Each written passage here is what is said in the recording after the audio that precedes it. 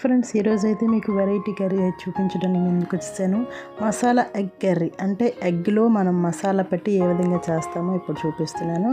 ఇదిగోండి 6 గుడ్లను అయితే తీసుకున్నాను. 6 గుడ్లని చూసారా, పైన చిన్న గంటు పెట్టేసి పైన పెచ్చు అయితే మనం తీసేసి ఇదిగోండి చూపిస్తున్న విధంగా ఒక్కొక్క గుడ్డుని మనం అందులో వేసుకోవాలి.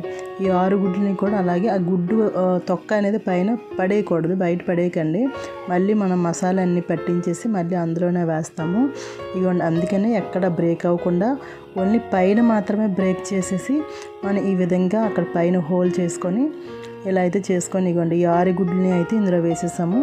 ఇప్పుడైతే మనం అందులోని అల్లం వెల్లుల్లి పేస్ట్, తర్వాత పసుపు, కొంచెం ఉప్పు, సరే కొంచెం పసుపు, కొంచెం ఉప్పు, అలాగే కొంచెం కారం, తర్వాత కొంచెం మిరియాల పొడి, కొంచెం రసం, గరం మసాలా పొడి, కారం, విధంగా అన్నీ వేసుకొని మనం బాగా షేక్ చేసుకోవాలి. ఇగోండి వచ్చే విధంగా ఇలా చేసుకొని ఒక చిన్న గ్లాసులోకి అయితే వేసుకుంటాం. ఆ గ్లాసులో వేసుకుందని మనం హోల్డ్ చేసాం కదా, హోల్డ్ చేసిన ఎగ్లోకి అయితే ఇలా వేసుకొని మనం పైన దళసరి క్లాత్ని మనం పెట్టుకోవాలి. అది లీక్ అవ్వకుండా ఉండడం కోసం క్లాత్ని అయితే పెట్టుకొని ఇగోండి ఈ విధంగా చూపిస్తున్న విధంగా గట్టిగా పట్టుకోకుండా నెమ్మదిగా పట్టుకోవాలి. గట్టిగా కూడా మనం ప్రెస్ చేయకుండా ఇలా అయితే మనం దారాన్ని అనేది చుట్టేయాలి.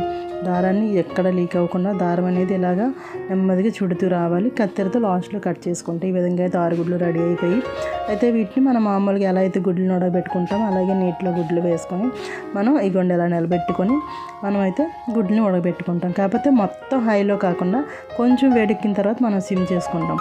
తర్వాత కొంచెం వేడికాక మళ్ళీ మనం హైలో పెట్టుకుంటాం. అలాగే విజిల్ వచ్చిన తర్వాత మళ్ళీ కొంచెం సిమ్లో పెట్టేసి ఉంచుకుంటే ఇవ్వండి ఈ విధంగా అయితే వస్తాయి.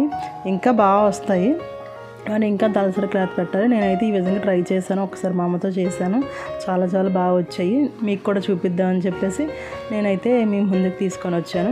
ఇవ్వండి ఇప్పుడు మనం గుడ్లను ఎలా అయితే వేపుకుంటామో ఆయిల్ వేసేసి తర్వాత కొంచెం సాల్ట్, కొంచెం పసుపు వేసేసి ఇప్పుడు మనం మామూలుగానే గుడ్ల కూర ఎలా వండుకుంటామో అలా వేపుకొని తీసిన తర్వాత అదే ఆయిల్లో కొంచెం నూనె వేసేసి జీలకర్ర, పచ్చిమిర్చి, కరివేపాకు, ఇగోండి అల్లం వెల్లుల్లి పేస్ట్ ఇలా మనం ముందుగా తయారు చేసుకుని ఉల్లిపాయ, టమాటీ ఇవన్నీ వేసుకొని పసుపు, ఉప్పు, కారం వేసుకొని అది బాగా మగ్గిన తర్వాత ఇవ్వండి కొంచెం పెరుగును కూడా యాడ్ చేసి మూత పెట్టుకొని కొంచెం వేగిన తర్వాత ఆయిల్ తేలిన తర్వాత మనం వాటర్ని అయితే యాడ్ చేసుకుంటాం.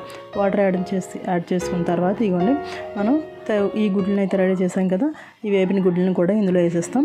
బాగా హై ఫ్లేమ్లో పెట్టి పెట్టుకుంటాం. కొంచెం ఒక 2 నిమిషాలు మనం మూత పెట్టి ఉంచిన తర్వాత అయితే ఇవ్వండి ఈ విధంగా మనం మసాలా అనేది గుడ్లు బాగా పట్టి బాగా వస్తుంది ఫ్రెండ్స్. దీని టేస్ట్ అయితే చాలా చాలా బాగుందండి. మసాలా గట్టపెట్టి